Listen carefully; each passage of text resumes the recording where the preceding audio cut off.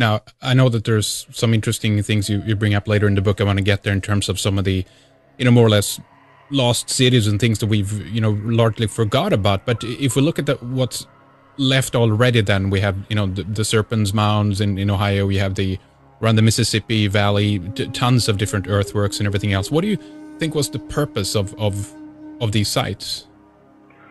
Well, they seem to have been divided into 4 or 5 different categories. The extremely large ceremonial sites, like the ones found in Charleston, Wheeling, West Virginia, all the way through Cahokia, are certainly, primarily ceremonial. But they've also discovered giant burials in there. You find literally temples that are inside of these mounds, log cabins inside the mounds, huge standing stones. They're very elaborate and full of grave goods as well. And then there's the smaller mounds with a lesser rank of burial, but then there's a huge number of them called effigy mounds, which are pictorial mounds. And the number of animals, squirrels, lizards, ducks, snakes, birds, there's reports of ones formed in the shape of humans, mastodons, elephants. I mean, the list just goes on and on and on. Yeah. There's an area of Wisconsin that was literally carpeted with these effigy mounds. I liken it to the Nazca Plains down in South America in terms of pictorial complexity. I mean, they were so in touch with nature and so in tune with their environment. I think that they envisioned it as a huge natural tapestry that they were just augmenting and enhancing.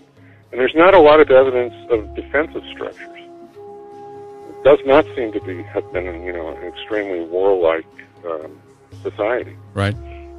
So let's try to tackle this one in terms of what actually made them into giants. I mean, we have you bring that up in the book as well. There are certain gigantism. There are certain things that are comes about because of tumors in the right, or should we say wrong place in the brain and everything else. But it seems to me that they were it's the properties of the earth that was different. We've seen all kinds of animals in the past basically being gigantic. There's something that changed, and possibly even through the catastrophism kind of lens, if you will, that we had something that changed the properties so dramatically on the earth that the properties for being this large just went away. What do you think? I tend to agree with that. I've heard some very fanciful theories that even the gravity may have been different before the last cataclysm. There's no question that when you look overall at the record of animals, they tend to get smaller over time. They don't get bigger. Dinosaurs ended up like birds, right? Birds didn't grow into dinosaurs. Right. And you see the same thing, with horses and pigs and all of these charts.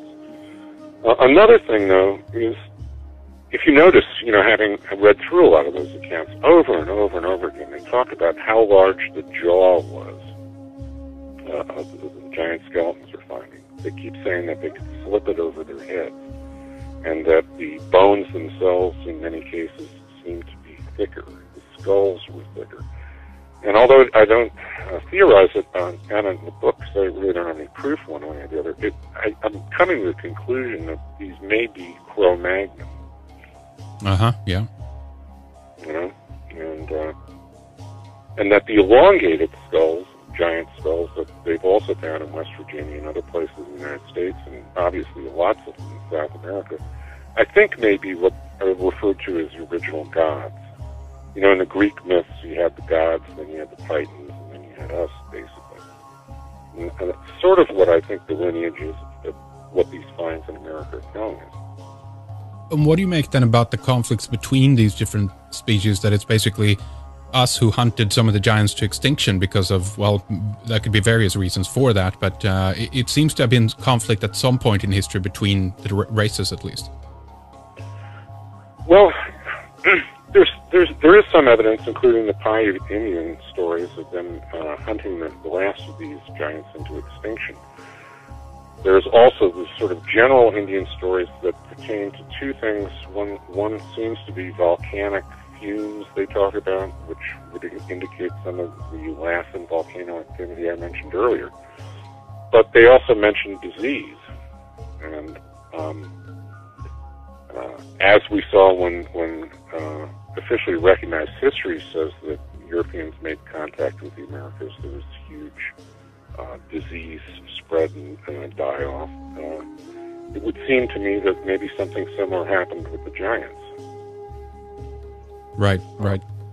I mean, for instance, they could have been susceptible to the Black Plague, and I'm beginning to think that the Mongol invasion not only went towards Europe, but also went towards America. Huh. Those dates are almost identical to the real drop-off of the mound builder culture. It basically collapsed around then. And what date did you put on that again? Around 1200 AD. Right. Between 12 and 1400 AD, which is the same time as the Black Plague. And it wouldn't, people ask me, well, what do you think knocked them off? And I'm beginning to think, it could have been, widespread disease. Huh. And this was brought from different parts of the world again. And just this idea to reiterate that again, that it was nothing that was blocking anybody from jumping onto a boat and sailing, anywhere in the world, right? Well, and I'll tell you something. 2 days ago, I was sent by a friend a report from Santa Rosa Island in California, which is one of the Channel Islands, and we'll talk about all the giants found out there. But this is the Smithsonian is leading this dig on Santa Rosa Island. They found 19 sites. Now, they haven't reported finding any skeletons yet, but if they're going to go over there and do more digging, and I think it's inevitable that they're going to come across them. But they've carbon dated the remains that they found at these 19 sites, and they've got dates of up to 11,000 BC, and unquestionably the use of boats. And they're beginning to backtrack on this whole theory that they walked from Alaska through the glaciers. Right. Yeah. Fascinating. Now, because Australians, Aborigines, we have history, 40,000 years of boat use. I mean, a log drops in the water, you can jump on it, and you've got a boat, right? How hard is that to figure out? Right. Exactly. Yeah, it's true. I don't know why. Well, again, it's part of this overall cover-up in this one version of one history. version of history that you're allowed to consider. Yeah. And you list that in the book as well. You speculate there was many different reasons actually at the time that the Smithsonian did it this way. What would you say some of those other were? We talked briefly about the Mormon kind of connection there, but there's others. You have a potential legal problem in the United States is that if you start recognizing European influence prior to Columbus, then you're opening the door to various countries and ethnicities within the United States and elsewhere claiming patrimony for the country. Right. So if you shut the door completely and say it never happened, then nobody can step forward. You can't have people saying, well, the Vikings discovered. Well, no, the Romans discovered. Well, no, the Egyptians. It's really fascinating. And one of the things that's happened, though, lately, has been a little bit more focus, for example, on the Clovis culture coming over here. I don't know how many years ago now, but speculating from 10,000 to maybe even more. And there's people within the Smithsonian now, even people like Dennis Stanford, and I think you talk about another person in the book that actually do some interesting work on this. Yep. No, the Smithsonian is trying very hard internally, I think, to ease themselves out of a very sticky situation that they painted themselves in the last 100 years. The Clovis points, which were originally found out in New Mexico, they're finding Clovis points on the East Coast, dating back 14,000 BC now. I go into the Meadowcroft Cavern in Pennsylvania, where a lot of stuff's been taken out. And James Anavazia, who wrote The First Americans, is involved in that, as well as the bog mummies found down in Florida, which they've dated to 7,500 BC. Yeah, tell us more about that. Well, it's an incredible story. They were building a real estate development in Titusville, which is a little bit west of Disney World, and they discovered a bunch of skeletons and contacted the University of Florida and University of Miami and the state regulators and so on and so forth, and could not get any funding or support for the thing, but they eventually got the academic community to go investigate it. And some guys from Florida State and the University of Florida began to raise funds privately, which they were able to use, and developers donated $60,000 worth of equipment to drain one of these lakes there, and at the bottom of it, they found a peat moss base, and in that peat moss base, they found over, I think, 180 skeletons with intact tissue and red hair, all of it knotted, and then they were ritually staked in ceremonial burials similar to the finds that they've made in Welsh bog mummies. Huh. And then in the West Coast, there's a series of health spas there, and one of the guys that was running one of them was an ex-Navy diver, and he started discovering skeletons at the bottom of those that actually, they thought these lakes were only 40 feet deep, and they were actually sort of hourglass shaped, and they went down 200 feet. And down in those, they've found skeletons that they've carbon dated back to 10,000 BC. Then on the islands of the Florida-Georgia coast, they were building a luxury airport for the vacationers there, and they discovered several hundred giant mummies there. Not mummies, but skeletons. And it continues. In Texas, I've got an account from the 1930s where the WPA, the University of Texas, and the Smithsonian found a giant skull that they characterize as the largest ever found, and they posit in the article an habitation of 40 to 50,000 BC in the area. Wow. Then you go up to Oklahoma and the Texas-Arkansas border where the Caddo culture is. Again, huge finds of giants. Same thing at Moundsville in Alabama, all the way up to Minnesota. I mean, it's all over the country. Yeah.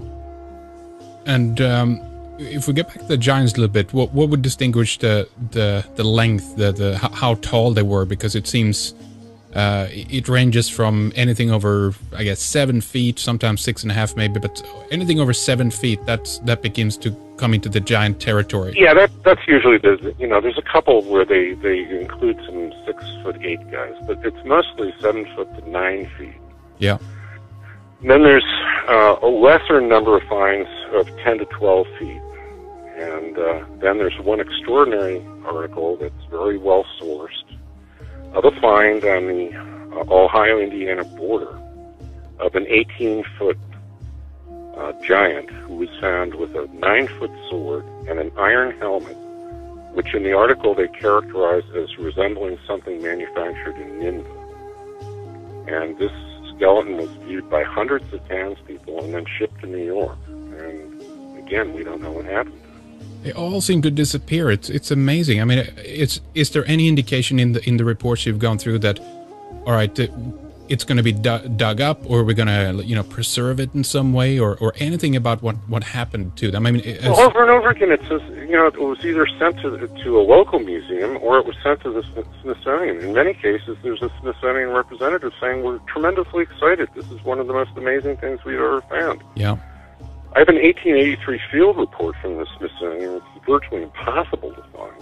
And in there, the Smithsonian themselves, in the report, found a 7-foot 4-inch and a 7-foot giant, and incredible amounts of associated burial goods.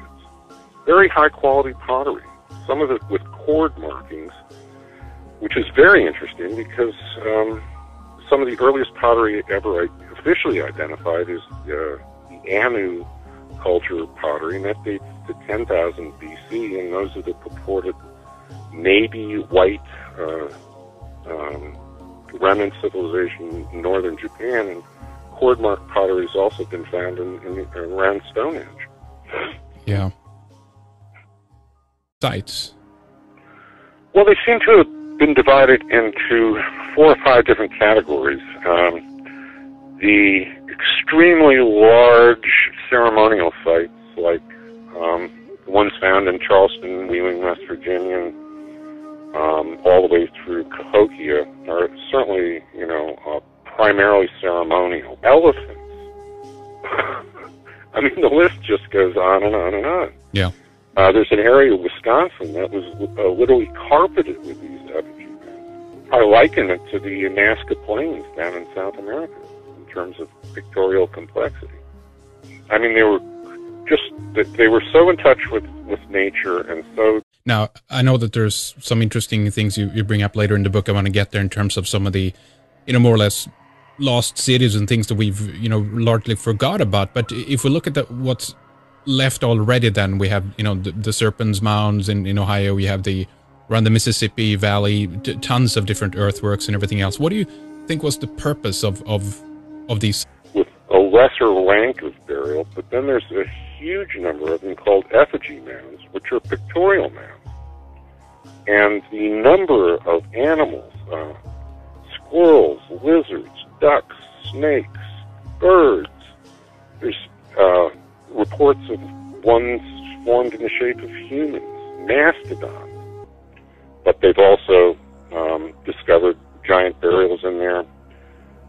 You find literally temples that are inside of these mounds, log cabins inside the mounds, huge standing stones. They're very elaborate and full of grave goods as well. And then there's the smaller mounds.